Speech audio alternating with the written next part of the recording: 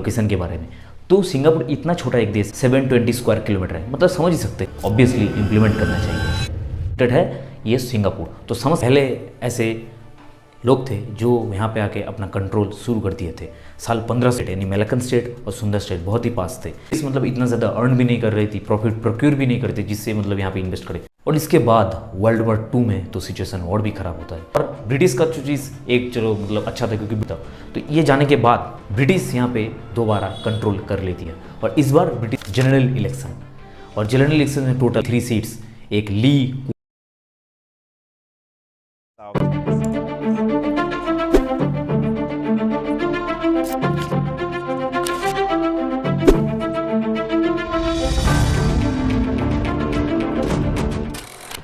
दोस्तों, अगर मैं आप सभी को बोलूं कि एक जगह हो या एक देश हो जहां पे हर जगह क्राइम हो रहा हो, लोग अफीम के नशे पे धुत हो और खाना ना मिलने की वजह से लोगों की मौत हो रही हो और पैसा भी ना हो, तो ये सच घटना है। 90s 50s 90s 60s के टाइम पे सिंगापुर का हालत कुछ ऐसा ही था, लेकिन इस देश ने कुछ ऐसा करके दिखाया जिसने इसको देश को पूरा चेंज करके रख दिया। और इसके पीछे एक इंसान का हाथ था जो हम आगे डिस्कस करेंगे इस वीडियो में। आज अगर देखें सिंगापुर तो ये एशिया का टॉप 1 कंट्री है in terms of wealth GDP. तो आज की इस केस स्टडी में हम लोग डिस्कस करेंगे कि सिंगापुर का ये राइज मतलब कहाँ था 90s 50s 60s के टाइम तक ब्रिटिश का कॉलोनी के अंडर था, वहाँ से आज ने इस कहाँ पे मतलब ये खुद को जो है अपग्रेड कर चुका है। आज की इस केस स्टडी में यही हम डिस्कस करेंगे। तो मैं हूं सुबो, आप देख रहे हैं सुबमच। So let get started.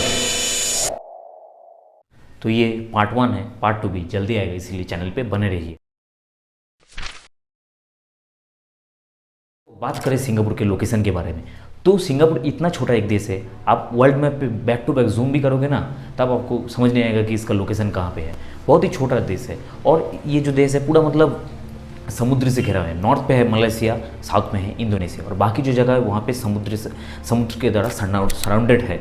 और इसका जो है टोटल जो है एरिया है 720 स्क्वायर किलोमीटर है, मतलब समझ ही सकते हैं इंडिया से मतलब करीबन 4000 या 5000 गुना छोटा है। इतना छोटा देश होने के बावजूद भी इस देश ने कुछ ऐसा करके दिखाया जो हमको या सबको सीखना चाहिए और ऑब्वियसली इम्प्लीमेंट करना चाहिए।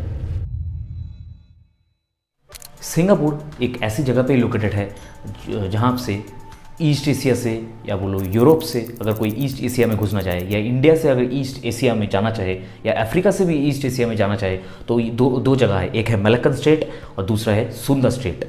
और ये दोनों स्टेट में भी मतलब अर्लीस्ट टाइम से मतलब हिस्टोरिकल टाइम से भी बहुत ज़्यादा इंपॉर्टेंट रही है।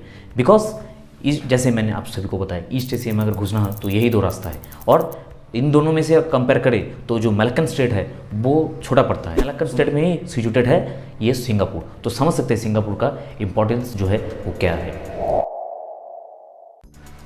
तो सिंगापुर के एक राजा थे जिनका नाम था संगलीला।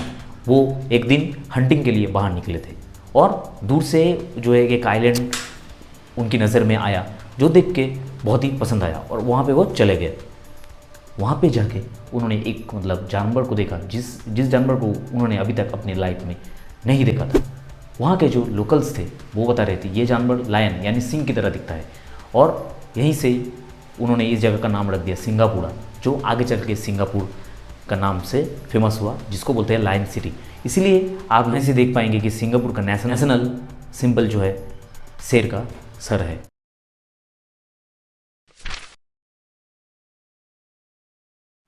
तो पोर्तुगीज़ पहले ऐसे लोग थे जो यहाँ पे आके अपना कंट्रोल शुरू कर दिए थे साल 1509 में। और मेलकन स्टेट पे ये जो अपना जो कंट्रोल करते थे, कंट्रोल करके सेटअप जो है इंफ्रास्ट्रक्चर डेवलप करना शुरू कर दिए जिससे उनसे एडवांटेज मिले ट्रेड में, कॉमर्स। तरफ सुंदर स्टेट में डच आगे बैठ गए थे यानी VOC जो कंट्रोल कर रहे थे अपना जो स्टेटअप जो है पोर्तुगीज़ की तरह कर रहे थे। ये दोनों स्टेट यानी मेलकन स्टेट और सुंदर स्टेट बहुत ही पास थे इसलिए, और दोनों यूरोपियन पावर थे और दोनों का जो है ऑब्जेक्टिव एक ही था, इसलिए दोनों के बीच संघर्ष वार होना तो आवश्यक था। साल 1603 में जाके डच ईस्ट इंडिया कंपनी के साथ पोर्तुगीज़ का जो है लड़ाई लगा और डच ने जो है पोर्तुगीज़ को हरा दिया था, हरा के अपना कंट्रोल इस जगह के ऊपर शुरू कर दिया था।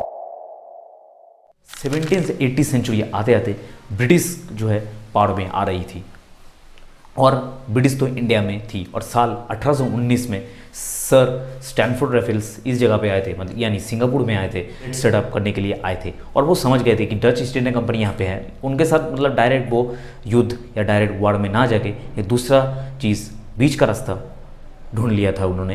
ब्रिटिश का दो मेन ऑब्जेक्टिव था सिंगापुर में आने के लिए, सिंगापुर का ट्रेड सेटअप करने के लिए।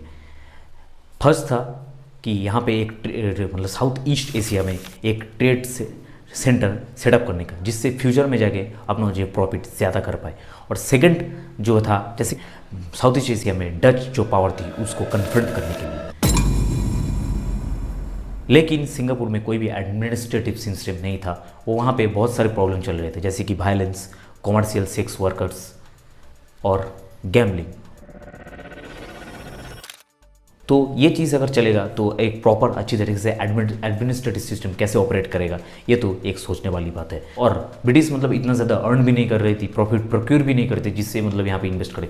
और वो देख रही थी उनका जो है मतलब इंडिया के पास का एक कंट्री है चाइना, वो मतलब बहुत ज़्यादा प्रॉफिट कर रही थी, क्योंकि वहाँ के जो ट्रेडर थे वहाँ वो भी सिंगापुर में ट्रेड कर रहे थे, काम कर रहे थे।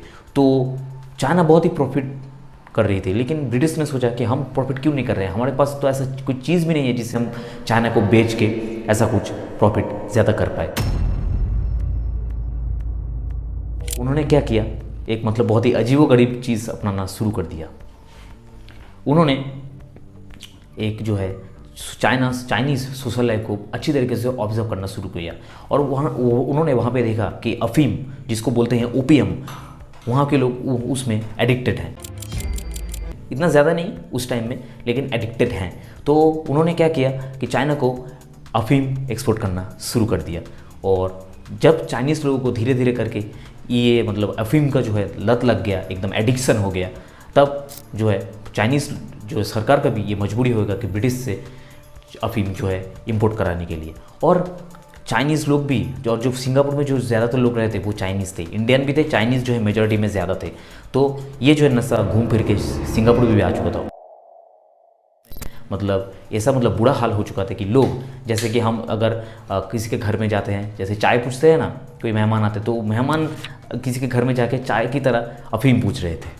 मतलब सोच सकते हो दोस्तों कैसा बुरा हालत इस समय सिंगापुर का हो चुका था।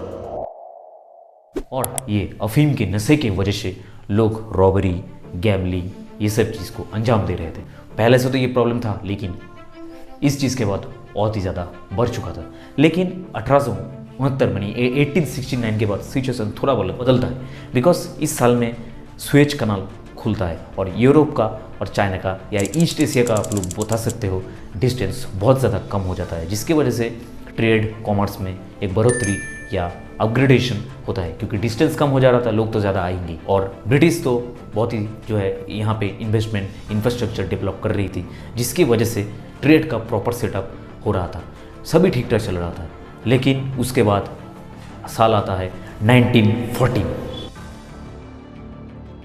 इस साल में वर्ल्ड वॉर 1 चालू हो गया था, और सिंगापुर इसमें मतलब डायरेक्ट तो इंगेज नहीं था, लेकिन एक ब्रिटिश कॉलोनी था, तो इसकी वजह से प्रभाव इफेक्ट्स तो पड़ेगा ही। तो इसके बाद ये कॉमर्स ठप हो चुका था, लोग मतलब जो यहाँ पे काम करके कुछ ऐसा पैसा कमा रहे थे वो भी बंद हो चुका था। तो सिंगापुर का बहुत ही डाउनफॉल शुरू हो गया था इस टाइम पे। और पहले से नशा, रॉबरी, गैम्बलिंग, अफीम का नशा तो पूरे देश में फैल ही चुका था, और सिचुएशन यहाँ पे भी मतलब रुक नहीं जाता है। 1929 पे आता है ग्रेट डिप्रेशन वहाँ पे, और इसके बाद वर्ल्ड वॉर 2 में तो सिचुएशन और भी ख़राब होता है, क्योंकि जापान जो है ब्रिटिश को हरा के सिंगापुर के ऊपर अपना कंट्रोल गेन कर लेती है। जापान का रूल जब भी यहाँ पे आता है तब मास किलिंग, फोर्स्ड लेबर ये सब चीज़ देखने को मिलता है। और ब्रिटिश का जो चीज़ एक चलो मतलब अच्छा था, क्योंकि ब्रिटिश यहाँ पे ट्रेड के लिए जो है चीज़ें को नीड पड़ता है, जैसे कि इंफ्रास्ट्रक्चर डेवलपमेंट, अच्छा पोर्ट बनाना, ये सब चीज़ कर रही है। जो है दूसरा कुछ कर रही थी।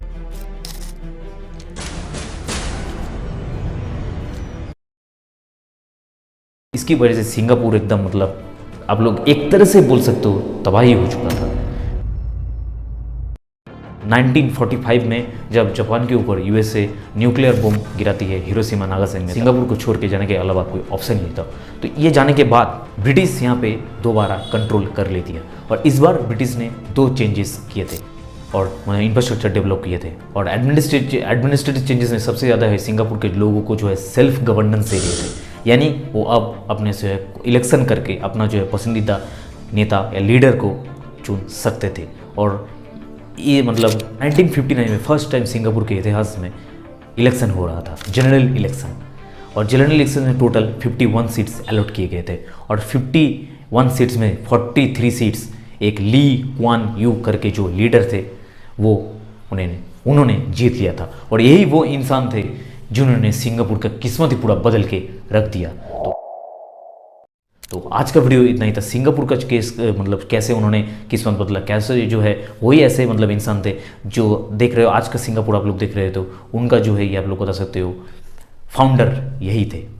तो वो पार्ट 2 में हम लोग डिस्कस करेंगे, पार्ट 1 यही पे था। वीडियो अगर पसंद आया तो लाइक शेयर कमेंट ज़रूर करते हुए जाना और कौन से टॉपिक में मैं वीडियो बना सकता हूँ उसके ऊपर अपना राय देते जाना कमेंट सेक्शन में। तो पार्ट 2 में जल्दी लौटता हूँ दोस्तों, तब तक के लिए take care, stay home, stay safe and जय हिंद, जय भारत।